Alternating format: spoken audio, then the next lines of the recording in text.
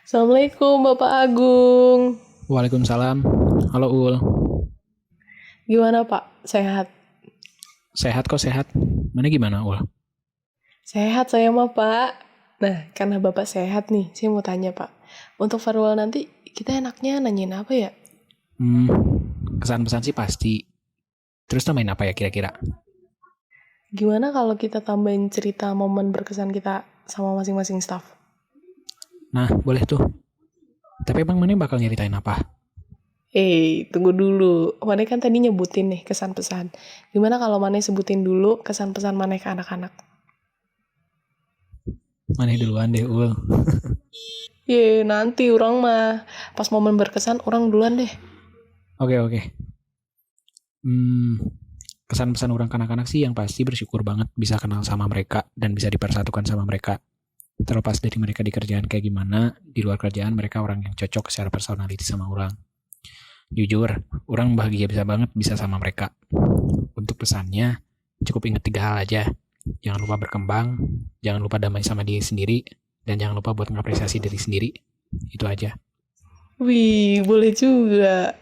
Kayaknya bakal ngena banget nih pesan-pesan lu ke anak-anak gue. Semoga sih. Mana gimana ulang emang? Kalau orang sih kayak apa yang pernah orang sampein gitu loh ke anak-anak. Orang kan emang suka sama mereka sejak proses rekrutmen kan. Pas first meet juga orang juga ngerasa pengen deket sama berjuang bareng-bareng sama mereka gitu. Dan satu hal yang pengen orang lakuin selama kita jadi satu tim tuh, orang pengen kalau nggak ada satupun staf orang yang ngerasa berat sama kerjaannya, dan orang pengen mereka tuh nyaman di KPSDM. Ya, walaupun setelah setahun ini kita tahu lah ya dinamikanya gimana. Ya, seenggaknya semoga apa yang udah didapetin dari sini, kita semua jadi termotivasi untuk jadi lebih baik gitu sih. Ibaratnya besok tuh kita harus jadi versi yang lebih baik dari hari ini. Ya, dalam hal apapun lah. Paling gitu sih, Gung. Nah, mana juga sama, bakal ngena ini majir. Yang penting kita udah jujur dari hati lah ya, Pak. Oh iya, ulang. Nah, gantian maneh nih. Kesan berkesan maneh sama staff itu gimana kira-kira? Iya. Pertama orang mau cerita deh soal Andre. Jadi kalau gue inget soal Andre itu ada 3 kata sih yang pasti terlintas di pikiran gue. Yang pertama itu jambul badai. Terus yang kedua kece banget kalau jadi MC KPSDM, sama dia tuh gercep banget. Nah, kalau misalnya momen paling berkesan gue sama Andre itu waktu kita raker gue. Jadi gue kan duduk sebelah sama dia ya. Terus Andre tuh nunjukin kalau ada anak saksana suara yang mirip banget sama dia. Terus gue lihat kan, beneran. Terus gue ngakak terus dong selama raker.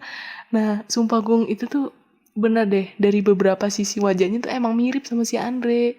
Cuma sampai sekarang gue nggak tahu dah itu anak departemen mana. Asli kocak banget deh Gung itu pas momen pas raker. Terus ada lagi nih, ini tuh soal Hadi. Nah, kalau Hadi, gue tuh bakal inget banget sama Hadi karena dia itu hiper, terus definisi ekstrovert, tapi loyal juga. Pokoknya heboh deh anak ini. Terus gue juga inget kayak momen berkesan sama Hadi itu pas dia mau presentasi buat daftar POPFC. Nah, dia tuh bahkan sempat nelpon gue gitu sebelum hari H. Terus akhirnya kita janjian gitu buat gue nemenin dia latihan sebelum dia presentasi. Makanya kan gue datang lebih awal. Nah, ternyata pas hari H dia juga masih kelihatan nervous gitu loh. Terus kita semua sampai berusaha nenangin dia kan, sampai dia juga ketiduran gitu di sekre sosio.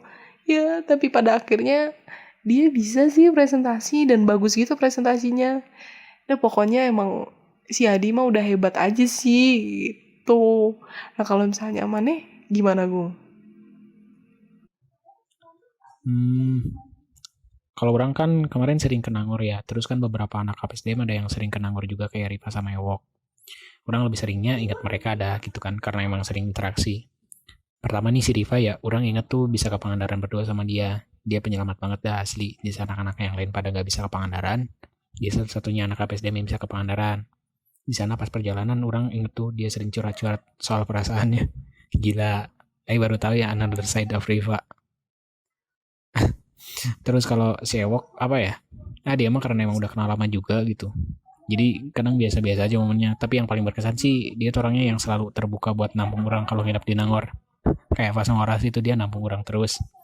Dan itu ngebantu banget sumpah. Jadi bersyukur banget ya punya orang-orang kayak mereka. Mantap banget, Gung.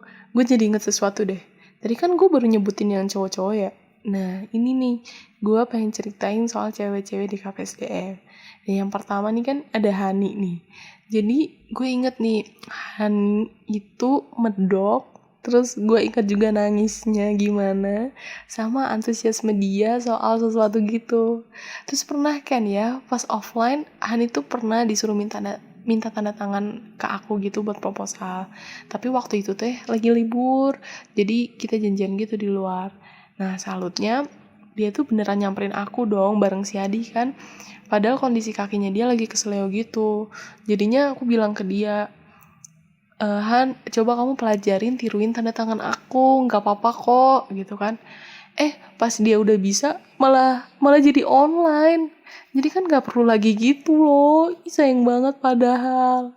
Nah, terus kalau misalnya Yunita nih, aku inget kalau dia itu suaranya imut banget, ambisius sama receh parah. Jadi, aku itu suka sama Yunita tuh sejak proses wawancara staff gitu loh. Aku kagetnya sama dia karena dia itu dari asal daerah yang sama. Terus gue juga tahu kan sekolahnya dia di mana. Dan ketiga, dia itu receh parah. Dia receh parah bahkan sejak pas wawancara.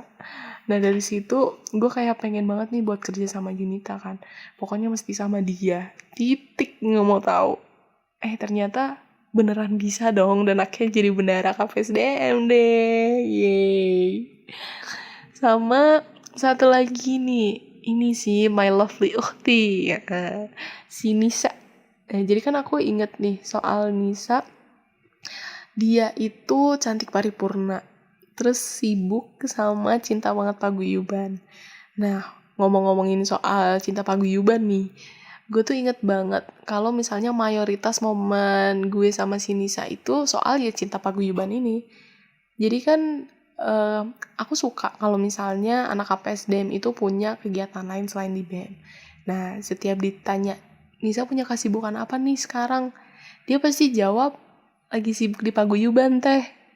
Terus kalau misalnya ada kegiatan bentrok sama KPSDM, juga pasti ngomongnya lagi ada kesibukan di paguyuban. Seneng sih sebenarnya punya anak yang suka banget sama paguyubannya. Karena kan emang jarang gitu loh ada mahasiswa yang dekat banget sama paguyubannya. Jadi gue apresiasi banget sih sama si Nisa. Nah, kalau mana gimana, Gung? Oh iya.